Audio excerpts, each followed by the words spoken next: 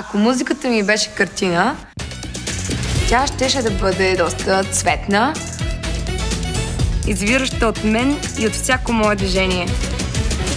А как беше сега? Так. За мен креативността не познава рамки. Винаги съм била такава. И сега мога да излея всичко това върху платното. Let's go! Често най-хубавите творения са създадени на един дъх. Yes! Оставаш се на вдъхновението да те залее, а ти ставаш проводник на творчеството. За мен това е да изживееш света различно.